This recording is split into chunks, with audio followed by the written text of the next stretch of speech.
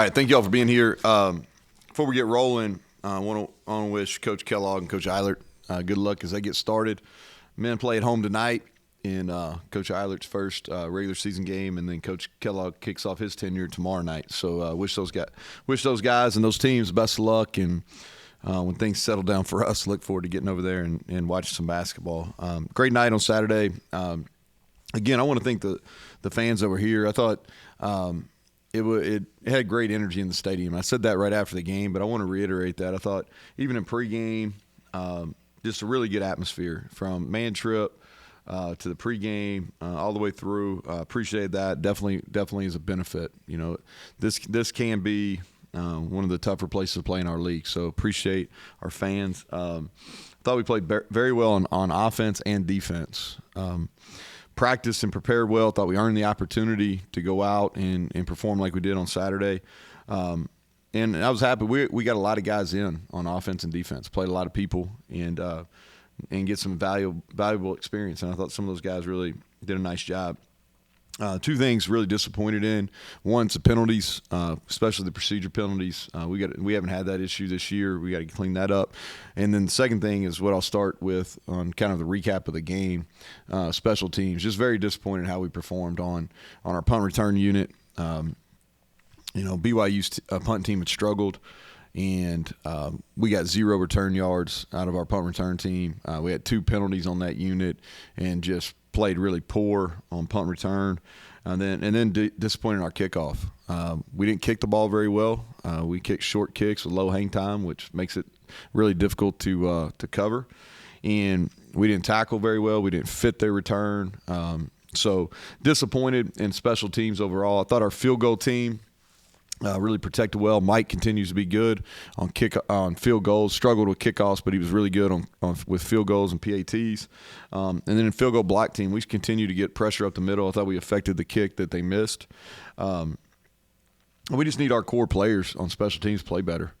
You know, we've got a group there that start on multiple teams and just didn't play well enough. And so we got to get those two, both the punt return unit and our kickoff unit fixed, or we'll get exposed in that. Moving over to defense, the positives, we only allowed 67 yards rushing. And I think anytime you do that in this league, you're going to have a chance. And then end of possession downs. They were 0 of 3 on 4th down, 3 of 11 on 3rd. We got a huge turnover right before half that we were able to turn into points. And thought we flew around, tackled better, fit the runs better.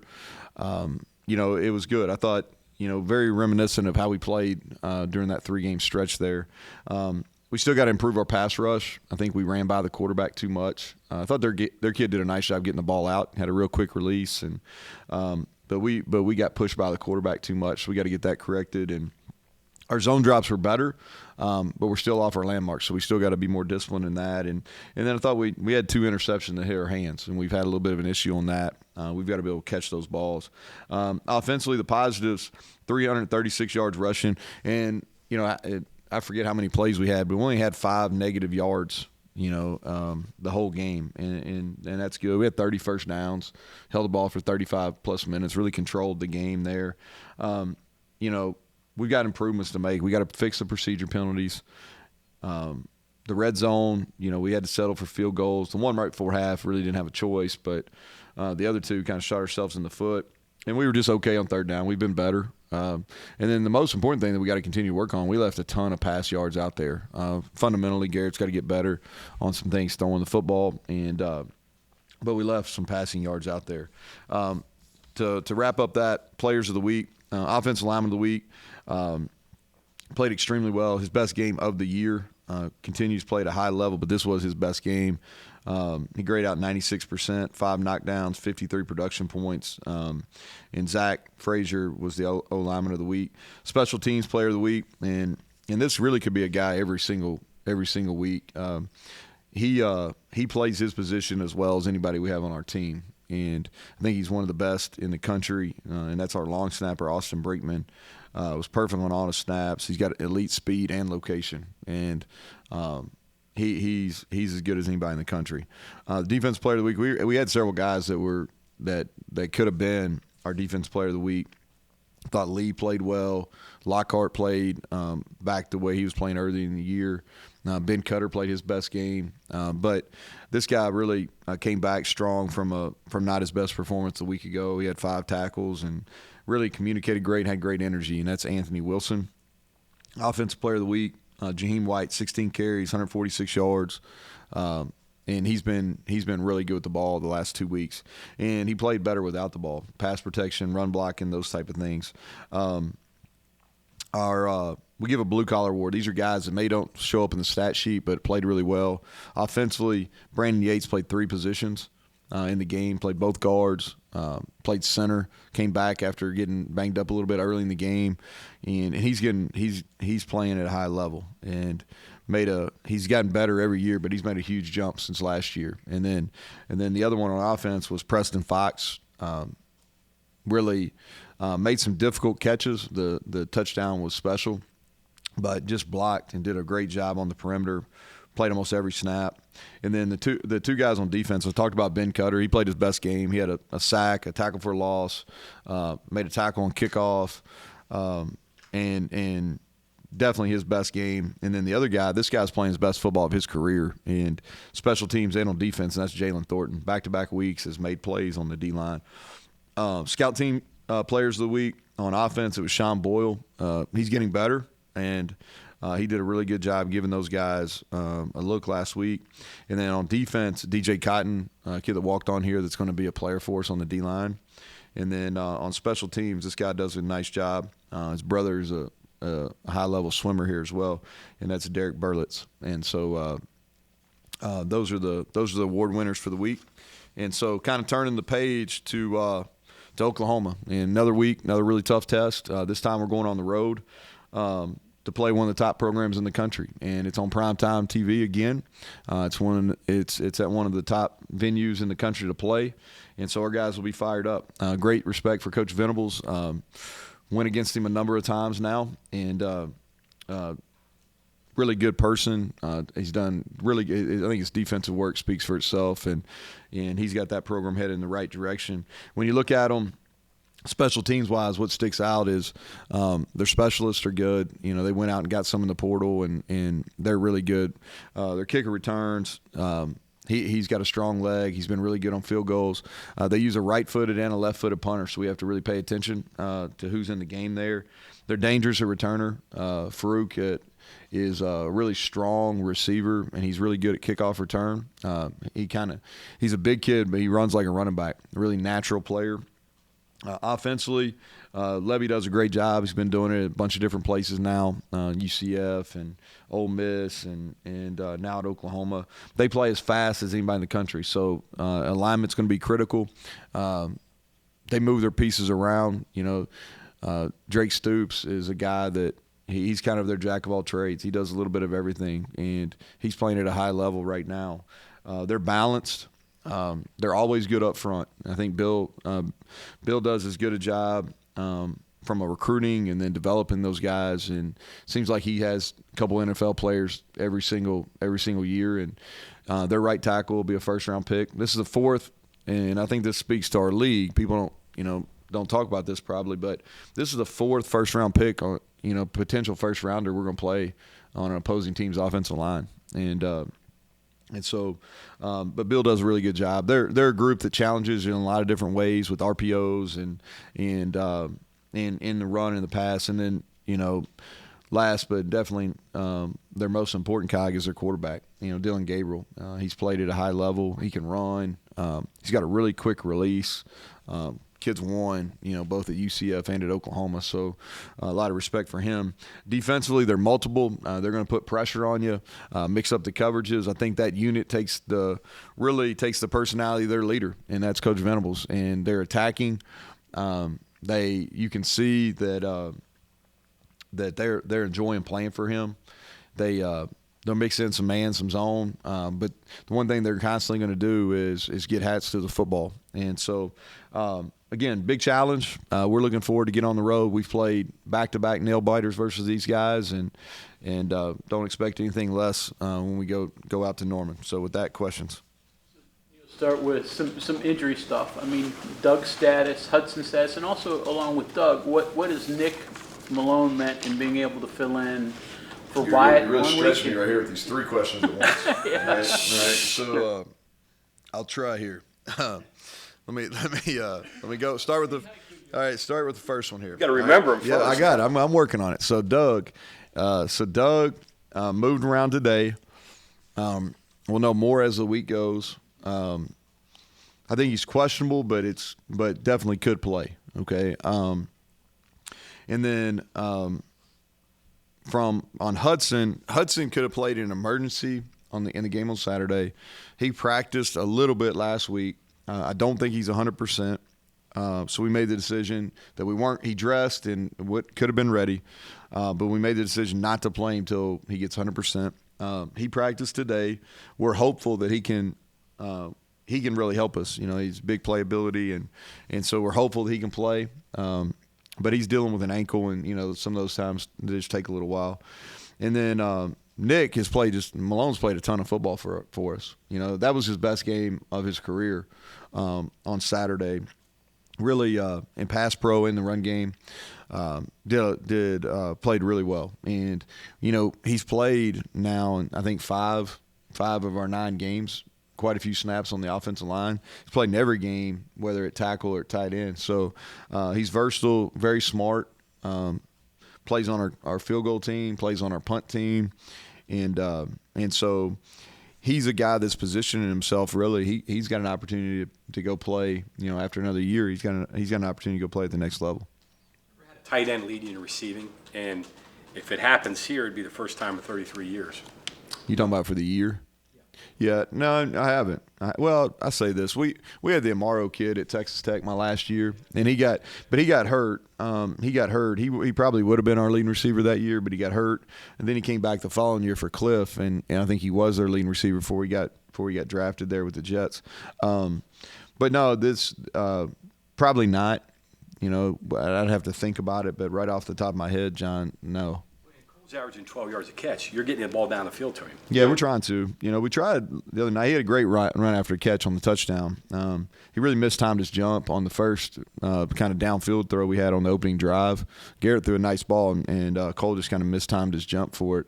But we are. You know, there's things that he's got to continue to work on. He's got to play big sometimes in the pass game. He's improving in the run game. You know, he's got to hold his lines, but we're going to continue getting him the ball. He's a matchup problem. He's got great ball skills. Some of the things we're doing in the run game, it leads to tight ends having success. So you mentioned a lot in the offseason about him being a pass catcher, and so there's not too much surprising to that end, but is it exactly where the plan was? Because it's also kind of been a roller coaster with some of the receivers this year, and now Hudson being hurt. Like, is this ideal, or would you rather? No, I think that going into the year, we really felt like that Cole and Devin were going to be the 2 guys that had played quite a bit of football. We knew we had talent at receiver, but we knew there was going to be some ups and downs, and like you said, a little bit of a roller coaster, and that happens with young players. But we felt like that Cole and Devin would probably be our most targeted guys, and they've been to this point. And I think we've missed them on some throws, you know, and they've got to do some better things in the route game. But I'm not surprised that those 2 guys are probably our most targeted. Can you live with a 50% pass completion percentage if you're throwing it downfield? I mean, if these were screens, you'd be really. Yeah, you know, so we're throwing the ball down the field quite a bit more. You know, and I just felt like, why throw it underneath if our completion percentage is about the same?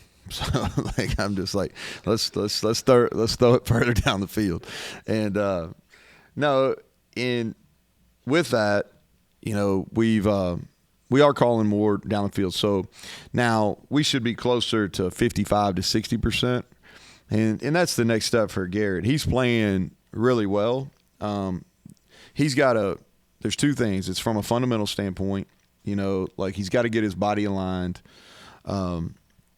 and he falls off to the left sometimes. We got to get those 2 things fixed, and he does it. He's not as consistent with it as, you know, he threw as good a ball as you're going to see anybody throw all year to Preston on the touchdown.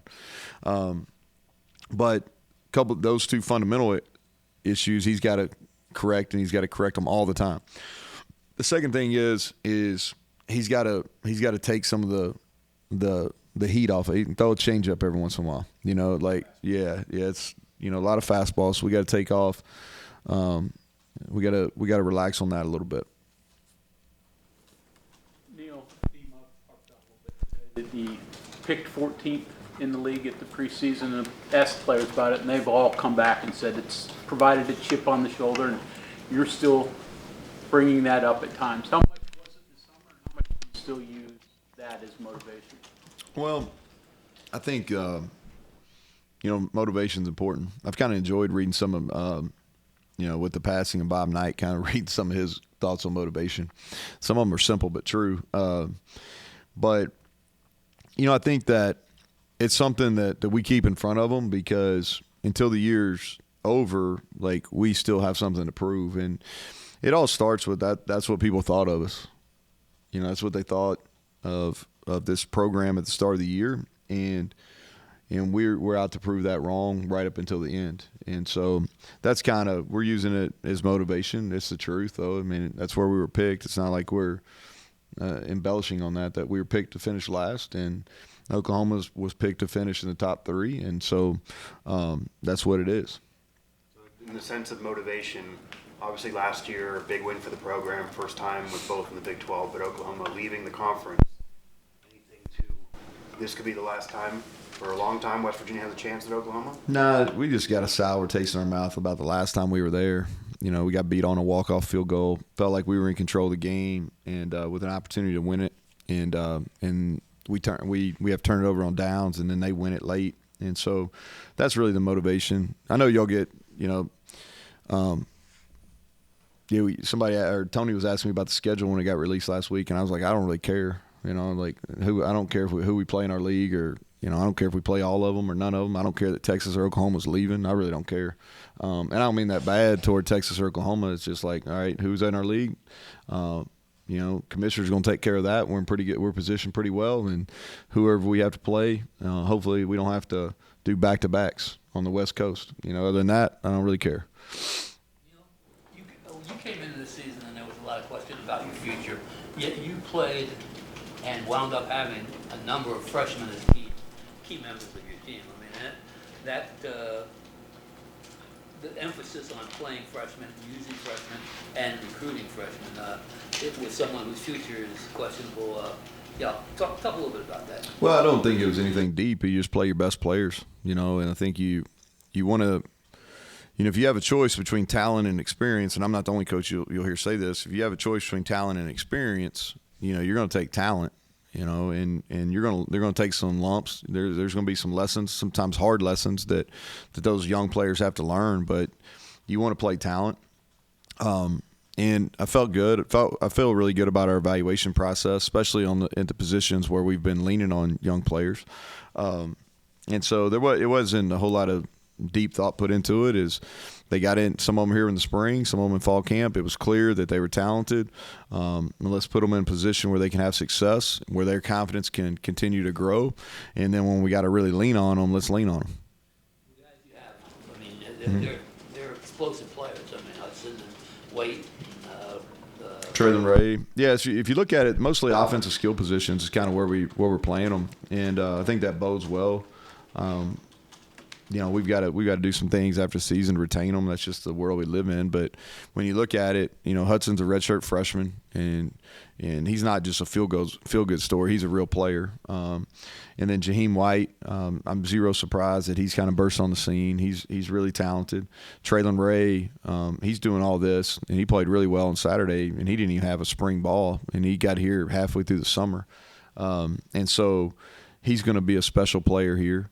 Rodney is really good with the ball in his hands, and after an off season, he gets stronger and really learns how to run routes. He's even going to be better. And we feel good about our young offensive linemen we have in our program too. And then on defense with Ben Cutter, and if Josiah Trotter was healthy, he'd be playing as a true freshman. And so there's guys. And here's the other thing. I think sometimes we forget guys if they're not playing immediately. Like, everybody's path different. Like, some of these guys that are redshirting are going to be really really good players here. Like just thinking about James Hurd. Like James Hurd is redshirting just because he needs the physical maturity, but he's going to be a great player. It's just a matter of when, not if. And like I could talk the same about Johnny Williams or Nick Cray or people like that. So we feel really good about our freshman class. But I'm not surprised those offensive skill guys are playing and they're starting to be productive. Are you not doing the Juice Award anymore? Yeah, we are. I shouldn't. I didn't. I felt guilty because I didn't announce it. I'll go back a couple weeks, Mike, since you asked. No, so like I need to. So Ronan Swope, who is our third string punter, he's almost a permanent Juice Award. All right, winner. And then Nick Cray is done a really nice job. And then this week Nate Flower from Fairmont. A red shirt, a true freshman. He's red shirt from Fairmont. So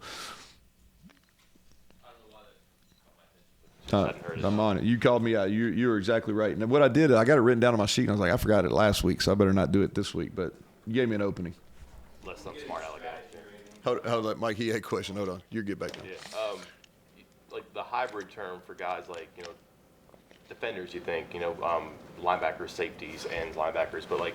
The way you're using Gallagher, it's not like a tight end receiver, like a running back receiver too. I'm not sure it's perpetual, but it does seem to fit right now. But is that a guy who in years could have a number of carries and receptions, or is he going to gravitate toward receiver, and this is just the best way to use him? Yeah, so what we're doing right now is just putting him in the best position to be successful. Now, he played, if you go back and look at the snaps in the game, he played more true receiver in this game. And there's just a number of things that have to go right for a receiver to get the ball. So we called several pass plays for him, and for whatever reason, and same with Cole, the ball didn't find him. But when you hand it to him, you can definitely determine they're going to get it. I think he's going to be a guy as he progresses and really learns how to run routes. He's going to be good in the middle of the field. He's going to be a guy that we can run some option routes with and things like that once he gets a better feel for the top of the routes. But I think as his career progresses, we're going to get him the ball, handing it to him. I think he's a guy too that we can use at some different. He can play some wildcat and some things like that once he gets a little thicker because he played all that in high school. That's kind of what his background is. He's got great ball skills, which you see a lot of times in guys that handle the ball a lot in basketball, and so he understands sports. He understands he's a quick learner. And so we'll continue to find ways, but we are being creative right now. But he is getting better as a receiver. Down the line, is there a room for White and Donaldson on the field at the same time? Yeah, we tried to do it the other day, and then CJ got stepped on, and he's fine. But we were going to play a little bit more two back in the game, and so I think time and place. It just depends on how defenses play different personnel groups. You've heard me say this before. Is like if you're going to play both running backs, they just got to block. Because you're taking somebody else out of the game, so they got to be able to block. Mike, do you have a follow up? I'm sorry. Question. Oliver, the true freshman, he's a steamroller guy on kickoff return. He made a great play. Is he a 4-game guy or? Do you so I got to make a decision. Yeah, he's played 4 games right now, and so we got to. I'll meet with him later on today, and we got to figure that out. But he's played. He started on 3 units. Yeah, and he's done that 2 weeks in a row. And I like him. He's a really good football player. He started both ways in high school, and he's physical, and that was a great play. That's by far the best play we had on special teams the other night was the one he had. If he does play, is he just a special teamer, or do you try to get him? Then we would, if he's going to play, we need to use him some too. I think it's only fair to him. So, but I don't have an answer for that yet. Best portal class that you've gotten? You've got a Well, lot I don't know. of hits in this group. It's so young in it. We've had some hits. We got some misses too. I'm not going to talk about those, but it's like anything else. I'll tell you what we've done. You think about it. Defensively, is Beanie Bishop, Day Hawkins, Tyron Bradley, Anthony Wilson. We added guys that are making contributions, but they've been really good in the locker room too. Which I think that may be as important as anything. And like Beanie, just use him as an example. He's done a really good job from a mentoring standpoint. And I think I've talked about this maybe a little bit before, but he's done a really good job from a mentoring standpoint. So I think you live and as you go through this is still relatively new. You figure out kind of what your niche is, and then not only what type of player you're looking for, what's the best fit. And we've made some mistakes in the last couple of years, but we've also had some big hits too. And I think we've got a better kind of system for what our hits, why we hit on some kids, why we missed on some kids, And so when it opens up again in the not too distant future, I think we'll have a lot more hits than we did misses. You have to be as aggressive pretty much every year when it comes to bringing guys in, or? I don't know. I'm not in that mode yet. I think in fairness, but I'm gonna say yes. I just think I think you're gonna see this where you're gonna have, probably a third of your rosters turned over every year. And I may even be conservative with that. And so I think you got to work to retain your best players. You're not going to retain every player that you want to retain. That's kind of what it is. And then in your position of need, you're going to have to be really aggressive. And I think too is I think that you'll see more people that are a little bit younger. Like it's been a lot of older kids, but some younger guys. There's some like Tommy is a great example. Like he's a kid that didn't play, but redshirted, and he's having a big impact. So I think, those are some of the lessons you learn as well. Okay, is that it? All right, thank you all.